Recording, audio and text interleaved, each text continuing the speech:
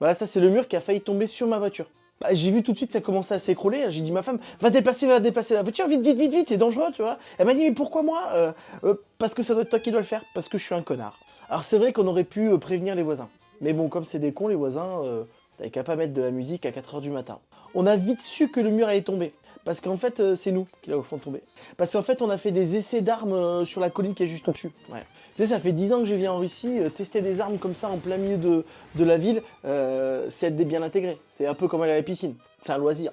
Bon, après, cool, il n'y a pas eu de mort. Ah si, sauf Dimitri. Ce qui était enfermé dans le coffre de la voiture à droite là. Sombre histoire. De toute façon, en Russie, si t'as pas passé 2 jours dans ta vie dans un coffre d'une voiture, c'est que t'as pas réussi ta vie.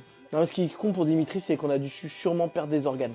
En Russie, ils ont pas le bon coin, mais ils ont le bon rein. Michael, hardcore! Ben, je m'appelle Léopold, j'ai lancé une nouvelle start-up.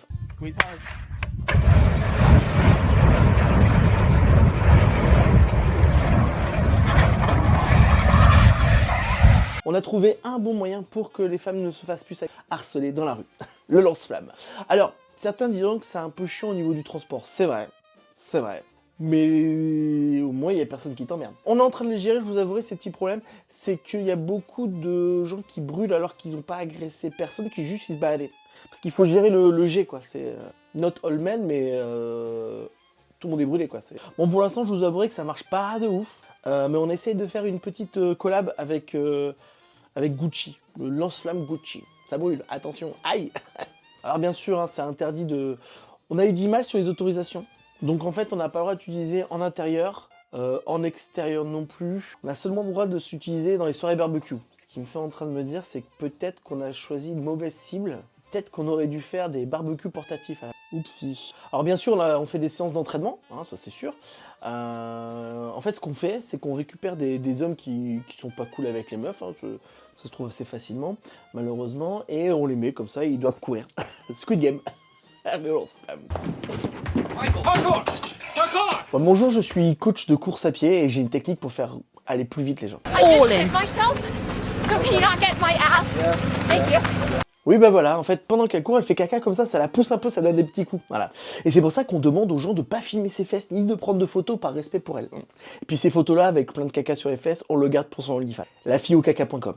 Au début, elle avait du mal à accepter de le faire, tu vois, je comprends, hein. Maintenant, elle le fait, elle est très contente, parce que ça va très vite, hein, mais au début, elle avait du mal, parce qu'elle dit, oh, le caca, tu sais, je lui dis, mais t'inquiète pas, de toute façon, les femmes, c'est comme les licornes, ça fait caca des glaces arc-en-ciel.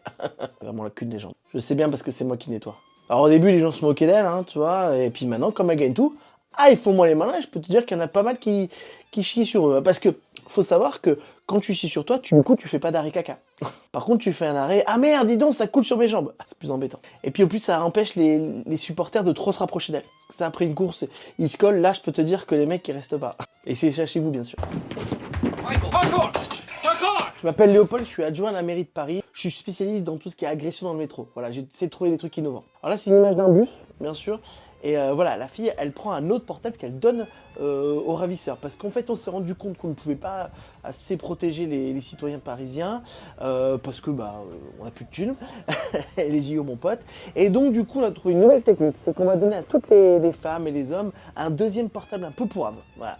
Et comme ça, dès qu'il y a un mec qui arrive, hop, il donne le Nokia 3210. Voilà. Ou un Samsung. Voilà, c'est pareil, c'est les mêmes merdes. Donc, du coup, bah, ça permet quoi? Plus d'agression.